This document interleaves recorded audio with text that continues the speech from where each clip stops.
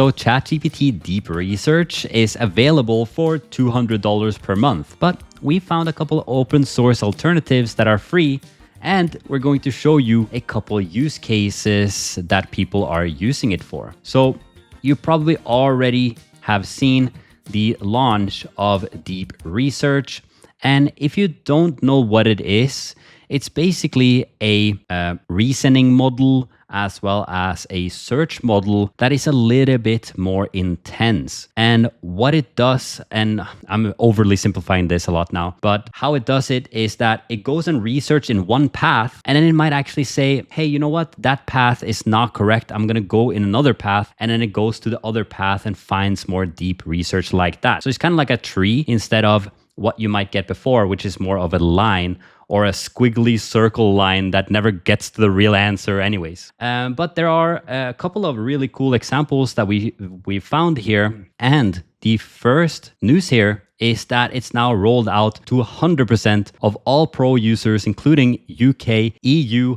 Norway, Iceland, Liechtenstein, and Switzerland. Damn, EU got as well. That was quick this time. Yeah, apparently because it's not... what was the reasoning? It was because it wasn't really like an action model that can do a lot of things for you. It was apparently okay to open. And you can see here, like the EU are only governing automated actions like the operator, I guess, from this bot here on Twitter. So yeah, we'll see what happens with that coming forward in EU. Ethan had a really cool deep research take here on X, where he said, you'll never guess the report that took deep research the longest to generate of any I made before. 30 pages, 10,000 words, and actually super interesting to read. Link to the full document in the reply. So you checked out this article, right, Mike? Probably the longest one I was able to find. The 30 pages. Just think for ChatGPT to generate all of this, something that we didn't quite get before. Yeah, that's definitely right. Before you had to beg ChatGPT to generate even 1,000 words, right? And now you can just do that. Yeah, it's really interesting, like full 10,000 well-researched article, or it's basically a, it's just massive here, covering the entire screen, making the research paper. And for us on the sense of use cases, it's really like thing better. Like we got O3 Mini last week, and the week before that, we got DeepSeek R1, and I wanted to bring up this one image that we had, and this kind of goes into detail how much better this can be in comparison with R1 and O3 Mini. So there's a test here actually comparing the O3 and the O3 low and the O3 high. And these are models that we don't have access to. And you can see here on the scale, it's actually score, so how well it performed, as well as the cost. And you see that the O3 high here had the cost of almost $5,000, and the O3 low at a fairly decent price. But you can see the actual results in comparison to the O3 Mini is like a 35 in comparison to a 75 on the O3 low. So I think that's kind of a little bit of a gap that we are crossing over when you are actually going into deep research. You're going into this territory here that other people don't have access to. Is way smarter. It's a lot slower and a lot more expensive, but it just goes to show how good it can be. I couldn't find any information if they're actually using O3 Mini in the back end, but I'm assuming that they're using some more advanced models. Oh, it was O3 Mini, but I could be wrong. So this one, he did a deep research with ChatGPT here, and he basically says consultancy firm are so effed. He basically has a standard prompt here. I'll turn off the music because it's just dramatic music. insert field here. And then he uses deep research, and you can see that it actually has some questions that it's giving to you, and then it's actually doing the deep research. And you can see all of that on the side here, going through a bunch of different websites. And then by the end of it, he actually gets an incredible, you can see here, introduction and the entire thing. Just copy and then go into gamma.app.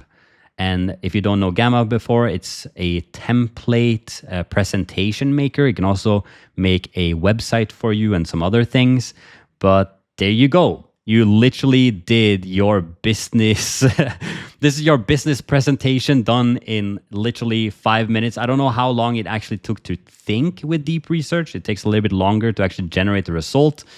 But yeah, take a look at this beautiful presentation. I wish I had this back in the day when I had to create those. I could just send a document and forget about it. That would be awesome. And in the meantime, I found the answer to the question earlier, and the official blog article. It states uses the upcoming version of OpenAI O3 model that's optimized for web browsing. Got you. Yep. So they are moving a little bit more upwards towards the newer models. And I think that O3 Mini was really just a reaction to DeepSeek R1. It was like, hey, everybody go to DeepSeek. And then it became the most popular thing ever.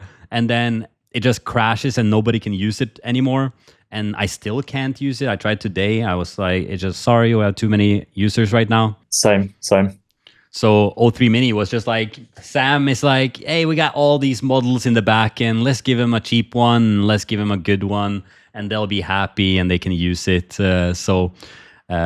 That's like the reflection there. There's a couple of other examples here of people doing really interesting. Hey, by the way, if you like this video, click on subscribe. Also check out the full video over on our podcast channel. You can find that in the link in the description. Now, let's get back to it. There's a couple of other examples here of people doing really interesting things with the deep research. But you can obviously think yourself through what you might want to use this for yourself.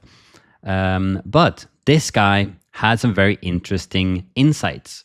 So you can see here that Dan Shipper said, OpenAI just launched an autonomous research assistant, Deep Research. I've been testing it for a few days, and it's like a bazooka for the curious mind. Give it a question, and it will autonomously search the web or provided sources to compile an answer. It does this over many turns, taking between 1 and 30 minutes to return a response. It returns massive, well-researched reports, synthesized from many different sources, something running 10K plus words. Thinking about it like a double-decker tour bus, but you're only the passenger and the city you're touring is the sum total of human knowledge. Very interesting. I love how you put that. Yeah, just like I'm imagining London as just information just plastered throughout the entire city. You can see a few things we had it to do. Write a comparative history of every from 2020 to today. Read chapter 1 of War and Peace. Trawl through recent 10Ks to find unreported financial irregularities and research and compile a completely new wardrobe from a few photos. Of course, there are a few limitations. Sometimes it doesn't fully cite where a piece of information came from. There is no stop button yet, so if it's going off the rails, you have to start over. But it's very clear a peek into the future of human AI collaboration for knowledge work, exciting times. So for the deep research, who is this for, right? I could see this being very applicable to if you do any sort of scientific research in any field, and you actually need to cite a lot of different sources and try to come up with your thesis of something. It could be really a great alternative for the people that want to get as much knowledge as possible through many iterations that is the closest to true as possible, but at the cost of $200. So there are a couple of other alternatives. So we Just found... before we move on to the alternatives, just worth to mention at this point, even the official blog article states that this model can make mistakes. So if you're planning to use it for research or for any other purpose, really, just keep that in mind, that model still sometimes struggles with choosing between what's real information and what's just a rumor or what's the fake news, right? And it can hallucinate as well. So yeah, something to keep in mind. Yeah, I also have hallucinations happen with O3 Mini. So take care of going into the cited source and actually trying to find the exact thing that they're asking for, or that you want your answer to be, and then find that source. And then sometimes it's actually referring to Reddit, So take that with a grain of salt. I did some research today and it's like, oh, Reddit thinks that this thing is better than that thing. How true is that? It's hard to know. But we have some open sourced versions here. So this one is David introducing Deep Research, my own open source implementation of OpenAI's Deep Research Agent. Get the same capacity without paying $200. You can even tweak the behavior of the agent with adjustable breadth and depth. It runs it for 5 minutes or 5 hours.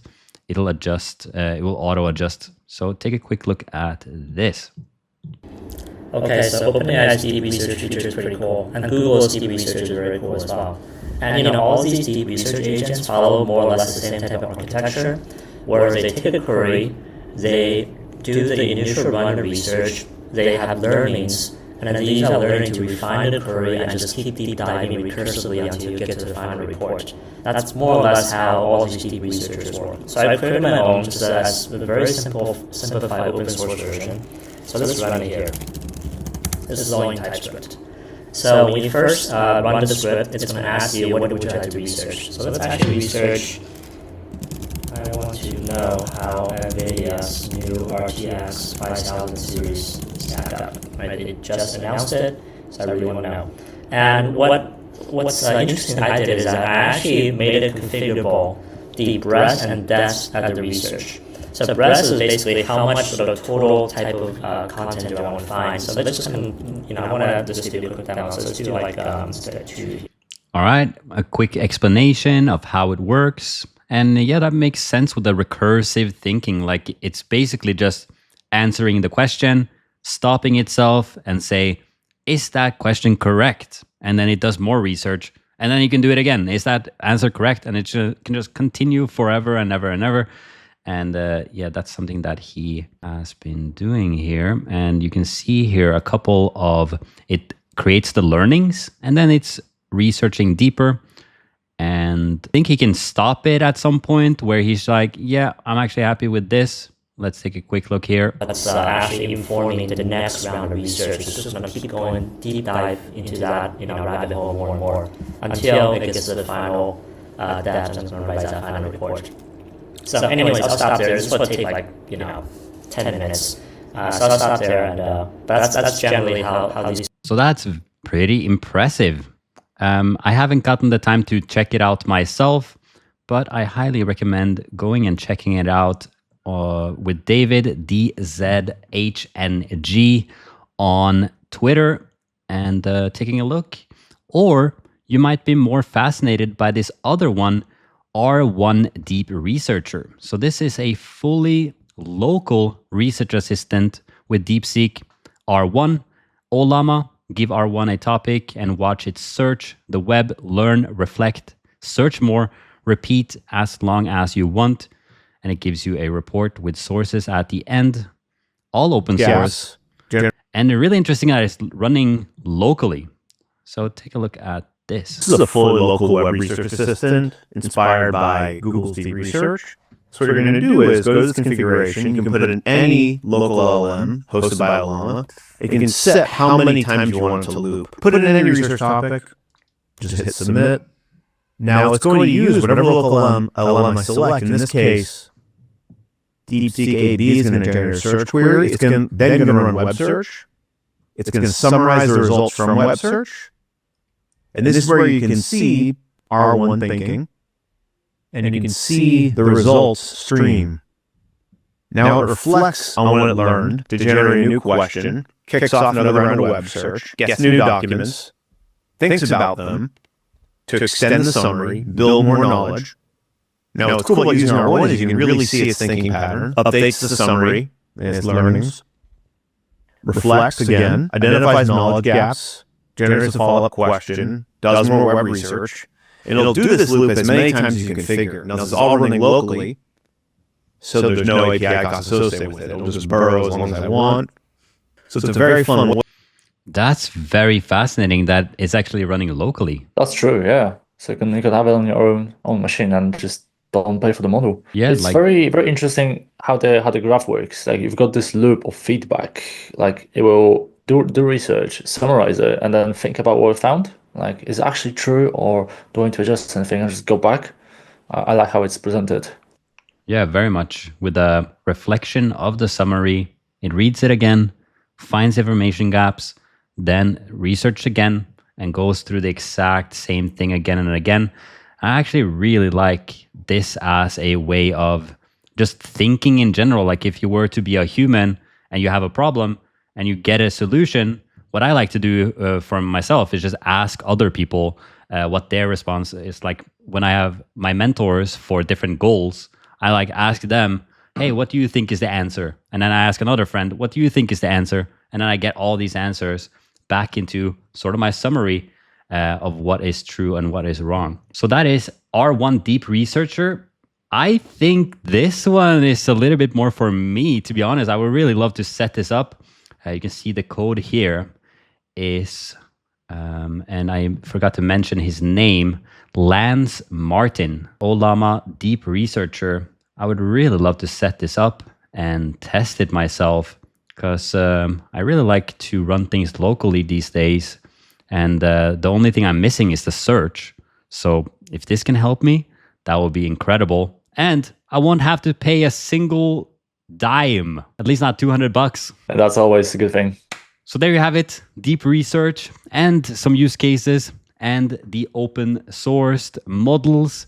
Go test them out. Hey, so if you loved this clip, we actually have a full-length podcast that you can check out in the link in the description down below. A lot more to cover. All right, see you there.